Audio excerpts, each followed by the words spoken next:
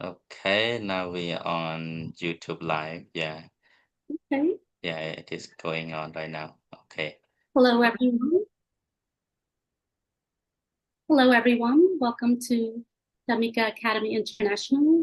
First and foremost, I'd like to pay respect to the Triple Gem, the Buddha, the Dharma, the Sangha, and Namaskar to all wonderful monks, and hello to all friends and family. Um, my name is Sarang Vittori, and I'm here with Vulnerable TV. Vulnerable, how are you doing today on this I'm Friday? doing good. Thank you, Sarong, for having our Dhamma discussion back after a while. We've been busy, but welcome back again to our Dhamma discussion. Yeah, so I'm doing Yeah. good. How about you? I'm doing okay. It's been a long week. Yes, I'm glad. I'm glad the weekend is tomorrow. Um, our discussion for today is on Pchum Ben or Pchum Ben Festival, and it is my favorite Cambodian Buddhist holiday, more favorite than Khmer New Year's. and Cambodian Buddhist temples in the United States and in Cambodia and all around the world have started to observe this holiday already. It's a 15-day holiday. Vulnerable TV, can you tell us a little more about this festival? I'm also curious. Is Pchum Ben, is that a Khmer word or is it Pali or Sanskrit? I've never heard that word anywhere else besides in this holiday. And what is the belief system? What is the religious thinking that underpins or just gives validity to this ceremony? And why is it celebrated for 15 days? That's such a long Yeah. holiday. Mm-hmm. Yeah, thank you. Today we gonna discuss and share our experience about Bon Pchum Ben. As you might have already learned that this is a Khmer word, but it has also like the combination word. There are two terms in here, Pchum and Ben, right? Pchum is a Khmer word. Pchum like Prachum, like a collection, and ban is a Pali word, or we can pronounce as banda from Pali word pinda. Pinda mean a ball of rice, like a rice ball. And in this festival, because we see one of the ritual activity is the throwing a rice ball, especially in the early morning. People go to the temple, they gather at the temple very early in the morning, 4 a.m. or 5 a.m. You would see people in every province, district, village, they gather at the temple to celebrate that morning ball, like rice ball throwing. And then they listen to the chanting known as Para Pavet Sot. This is also inspired from the Buddha discourse. Then we see in this festival, I want to uh, share the experience that this is really a very unique Khmer traditional festival, but it is mingled or blended with the Buddhist ceremony as well, because within the whole celebration of 15 days, there's a lot of Buddhist rituals being practiced in that. For example, like alms giving to the monks, and why we celebrate this at the temple, and why we have to make an offering to the monks. So this all some example of the Buddhist rituals that involve in this celebration, even though it is originally and very uniquely Khmer festival. And why it is 15 days? Actually, in the past, it had been celebrated for the whole 3 months of rainy season. Rainy season because the monks undertake 3 months rain retreat according to the Buddhist discipline. So the Buddha dispensation would go on because of the discipline Vinaya. Vinaya is the roots of Buddhism, right? Vinaya means principles, moral code of conduct that the monks has to practice. So with that serious practice of observing Vinaya, the Buddhism will last long based on the Vinaya. That's why every year the Buddhist monk around the world, especially the Theravada countries, we will observe 3 months rain retreat. So during this rain retreat, normally start from end of July or sometime early August, depends on the Buddhist calendar. So in the ancient times, especially during the reign of Prabat Angdung, Prabat Angdung is a Khmer king, very popular, and especially because he strongly supported Buddhism. He was a great Buddhist scholar in Cambodia back in the 17, 1800, So that time he announced that Pchum Ben must be celebrated nationwide, and then all Buddhists must support the monks by providing, the core requisites like the food. So, because during the rain retreat, the monks had to find the food since it is a rainy season in Southeast Asia. It's hard to travel from one village to another. There's mud, there are slippery road, difficult for the monks who travel seeking for food. Then the king announced his subjects, especially all the Buddhists, come to the temple every day for the whole 3 months in order to support the monk. But later onwards, because of the people busyness, we cannot just go to the temple for the whole 3 months, right? Then they just reduce it up until nowadays we only have 15 days or 2 weeks, and then within this 2 weeks itself, people would take turn, like Sarong would take Kan Ban, Ban 1, Ban 2 until Ban 13. So there's like a main donors of the day to make sure that each day the monks have food. Then they started taking turn like this for the first 13 days. And from the day 13, 14, 15, the last 3 days, we call Pchum Ben. So Pchum is like a collection of all the days, and like it's the main event, for the last 3 days we call Pchum.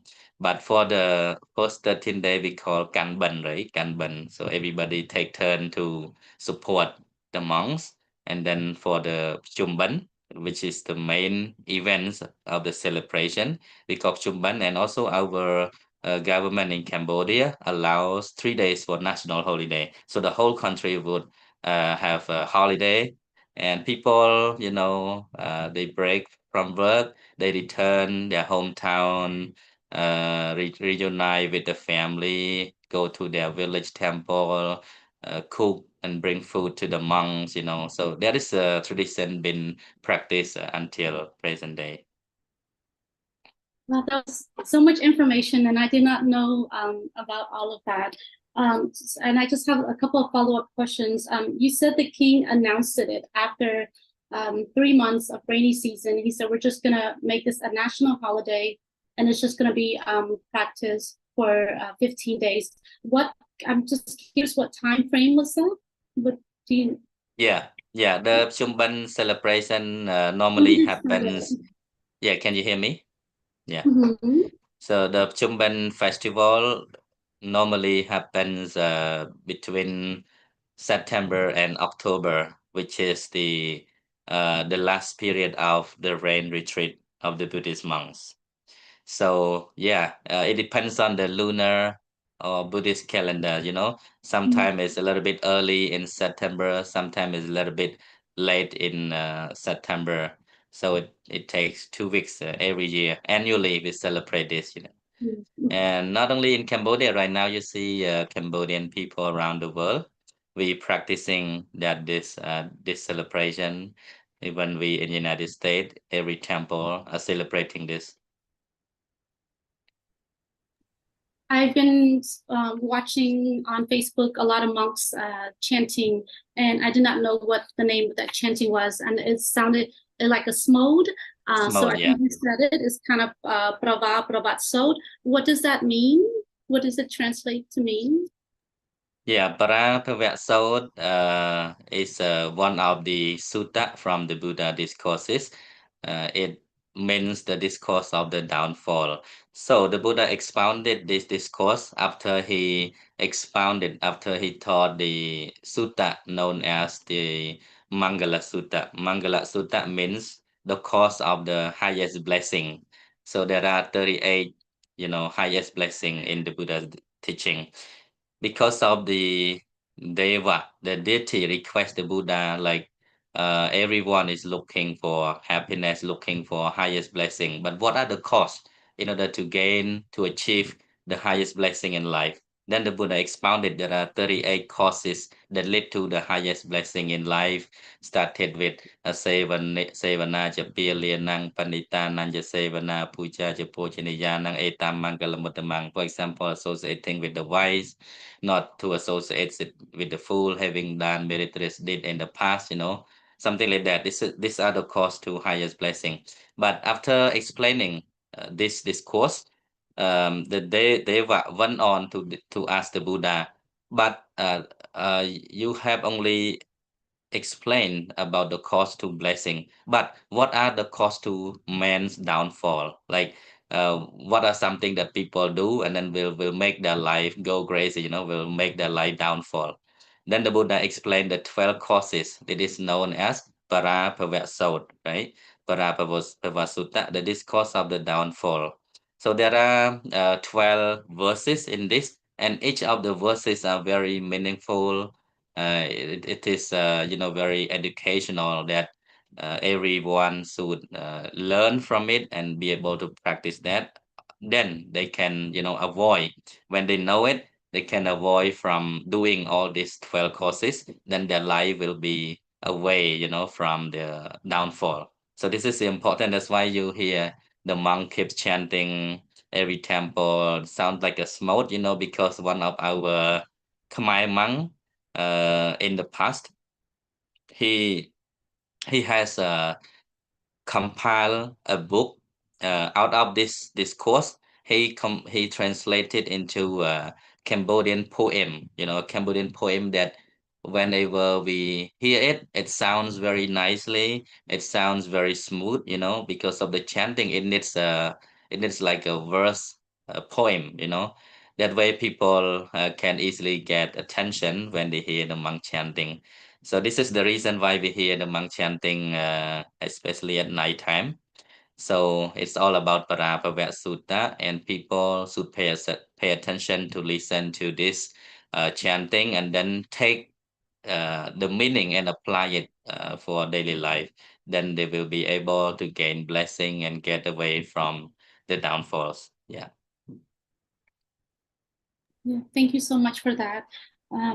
One thing we haven't mentioned was that Pchum Ben is also a holiday that celebrates ancestors, from my understanding, and they celebrate passed away loved ones or spirits that have been gone for 7 generations. Can you talk about that, Yeah. Bongo? Yeah, because we have a lot of concept and belief within that, because just remember, in any tradition there's always a belief system in that, and some belief is not need it doesn't need to be proved by scientists or whatever. It's just a belief system that's been practiced from generation to another. But it is also important to understand the meaning behind it, why our ancestors keeps educated our young generation to continue doing that, to preserve this culture, because in some way it is very unique as a Khmer identity, and also to not forget their ancestors, because from time to time our forefathers, our ancestor have dedicated their life to serve the country, to serve religions. So we as a young generation, we should be grateful and be able to express our gratitude towards them, at least to do something, accumulate merit for ourselves, and then to dedicate to them. So this kind of uh, belief system happened not only in present day, but since the 12th century AD, in the Angkor period. Our previous kings, our ancestors have started this idea to kind of, get people together and do something in honor of the departed relatives, departed ancestors. So this tradition is going on from generation to another within our Khmer culture until Buddhism integrated into Cambodia. So we mix together this traditional belief with the Buddhist practices. Like I said, that the whole idea of Khmer ancestor for the Pchum Ben activity is to get our young generation to be grateful for the ancestor, for the departed ones, not forget them, right? So we come together, we honor them by doing good deeds, right? So through doing good deed, we can apply the Buddha's teaching, can be in this place, like uh, almsgiving, right? Rob bath and bring food to the monks, any offering. This consider in the Buddhist practices, even to observe five precepts, that sasal, to practice meditation, to develop loving kindness, meditation, to give away to charity, to share food even after we finish, we some of the food, we can share to the needy one, like the monks are doing in Cambodia. They deliver the food because they get a lot from the ceremony. So after lunch, the monk would bring food to hospital, to orphanage center, wherever it is needed. Then it's really important that the art of sharing is being practiced. This also encouraged from Buddhist practices. Yeah, that is really important, that the Khmer culture being mixed with the religious, the Buddhist practices. Really, really good idea. Yeah, I that was something that I thought about, and that actually goes to the next question because I thought, Pchum Ben, is it really a Buddhist holiday or is it more so a Khmer holiday? And I Khmer, think yes, yeah, and I think we answered it.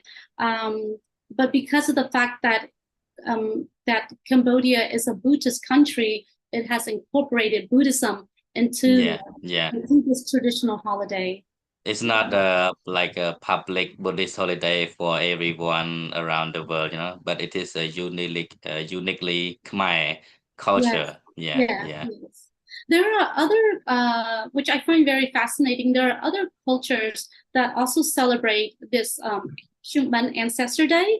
Like in the Mexican culture, there's Day of the Dead, and then in the China, there's the Ghost Festival or the Hungry Ghost Festival. So I thought that was very Yeah, interesting. yeah. Even in Sri Lanka, in China, in Taiwan, in many parts of the world, India as well. India, Sri Lanka, yeah, we found some similarities of the ancestors festival, or some they may call it as a ghost day. One of the similar idea is to honor one's departed relatives. But how they do it is based on their culture and their understanding. Yeah, but they do have their own way, their unique way of appreciating one's own departed ones. Yeah, absolutely. I thought that was really interesting to see the similarities in that. And this might be the last question, but and this question might be, relevant for all Khmer Buddhist holidays. But I reflecting on my own experience. I remember when I went to Cambodia when I went to live there the first time. I heard Bom Pchum Ben, and then I heard the word Bok Mai Ben, and Mhm. that was my first time being exposed to those terms or concept, and I had no idea what it was. And my aunt would just kept on telling me, "Oh, you will see, you will see." And then that evening before Cant Bun, we rolled up the rice balls and we decorated with flowers, and then we Yeah. cut a white sheet of paper and we made like a silhouette like that is supposed to represent like relatives, or no, not relatives but ancestors. And then Mhm. we took it at 4:30 in the morning to the temple, and it was still dark and the monks were beating the drums, and it was one of the most like spiritual experience I ever had. I never been in anything like that before, and it kind of made me, now it's like my favorite holiday because I feel like it's Yeah. just the whole the whole celebration itself feels so spiritual, and being able to do good deeds to your passed away loved ones. That's another reason why I love Buddhism. It's a religion that allows me to still pay tribute to my father, my sister, or my aunts and uncles that passed away Right. Yeah. last few Yeah. years. And so I thought to myself, why have I never ever heard of this holiday as a Khmer American living in the US? All I ever heard about was Khmer New Year, And Right. Yeah. so I thought, what is it that, the roles of monks or even Khmer parents, what is it that we can do vulnerable? Like say, for example, what is it that they can do to teach the younger Khmer American generations about Pchum Ben?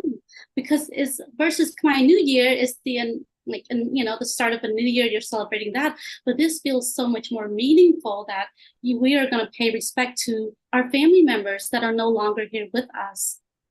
Right. And Yeah, and we I thought, should keep up with the good tradition, So I think that's why there's a lot of good things that we should promote to the world, since they are really a good tradition that I think we should continue to promote and to keep up and share with our young generation. Otherwise, the line will be cut off, yeah, if we don't pass down. Hmm.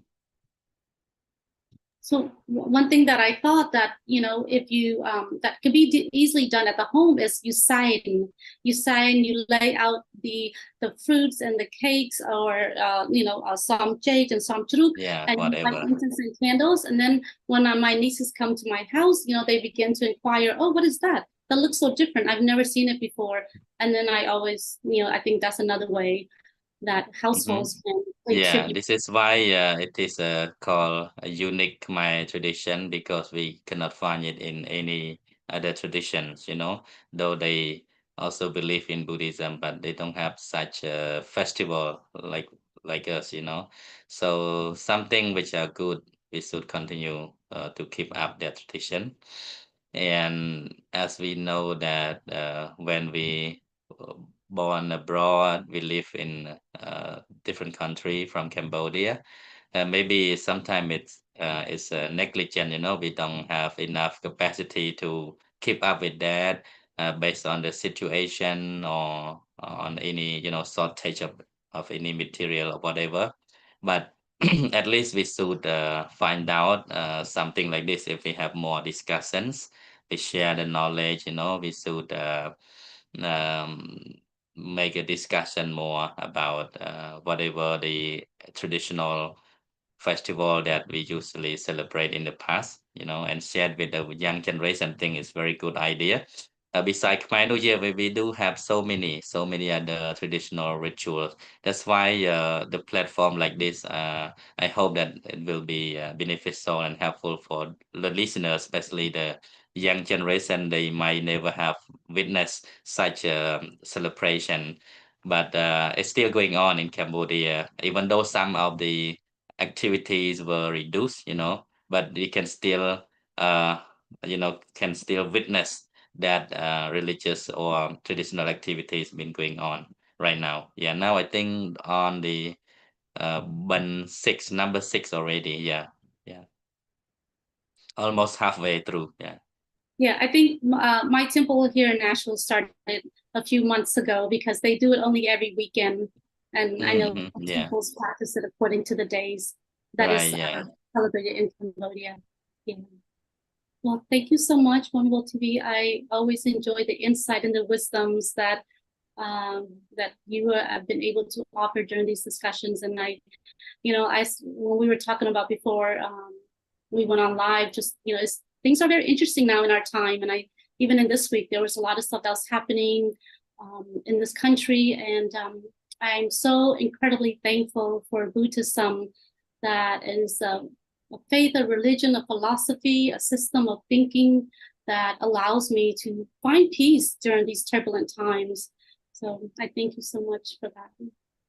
Yeah, yeah, you're welcome. So, I mean, there's a lot of more things we can talk about Pchum Ben, but we don't need to speak for the whole hour. Just to get some of the key points to this celebration. I would say for our generation, especially in United States of America, if we want to understand more about this festival, now it's a time to go and visit the temple. If you don't understand everything yet, just go and observe, learn or ask question from the monks, from the people there. They would explain you about that. And it's better to witness that by yourself than just than just hearing, right? Yeah. So you can also participate in the chanting because we do have the evening chanting. The monk would do the blessing chanting, and lay people gathering, listen to the chanting and to the Dhamma talk. The monk would explain about the celebration. And in the early morning, yes, most of the temple in Cambodia they do that early morning chanting, the recitation of Parapavya Sot, and some still practice the Bah Bai Ban, right, throwing the rice ball. But some they stop doing that, and then started from 7 a.m. onward until 12. People would bring any food, like food or material gift to offer to the monks for breakfast and for lunch. So that's the whole activity from the evening up to the morning and daytime. Yeah. So we will see a lot of people wearing traditional outfit, just like in Khmer New Year. They wear traditional outfit. They cook traditional dishes. A lot of food. I think one of the my favorite parts when I was really little kid, is to be able to get so many food at the temple during this season. Yeah, and a lot of needy, I would say, like we say, like beggars or those who need food. They would sit in line waiting to be gifted. So they just need food to survive for a day. That we see the benefit of celebrating Pchum Ben festival. It's not only beneficial in terms of traditional and religious practices, but it is also for social work, that we be able to share what we have with those who need. Yeah, that's a good idea about Pchum Ben. Yeah. Yeah, yeah. Yeah, Um, it brings solidarity, right? The spirit of unity and solidarity is also there when yeah. people get together, so they have a chance to share everything with each other. On the final day of Pchum Ben that I remember is you take the bowls of rice balls and you put it into the pond, and this is in my mother's village. I Hmm. don't know Hmm. how prevalent or how much this is practiced, but can you talk a little bit about that? Yeah, And that's their way of saying you send the ancestors back to their yeah, homeland. send back, yeah, send off the ancestor. This is, just Cambodian traditional belief. That's why this is not a religious, it's a traditional belief. And it's been practiced since ancient time. Yeah. But nowadays, I think so very few that this tradition still being practiced in Cambodia. It's very few, and it's also very ancient. But there has been this practice in the past. Just we don't have a lot in the present moment, right? So this idea, I don't know how true it is, but it happens in our culture, and people used to do that. Yeah, that's what I can say. I didn't know that. I thought it was something that every village sort of participated in, but I guess it sounds like something that's very, very ancient. Hmm. And hope it doesn't, Like a let's hope it lantern, doesn't fade so, away. yeah, Let's hope it will be an activity that would be sustained and preserved as part of. yeah.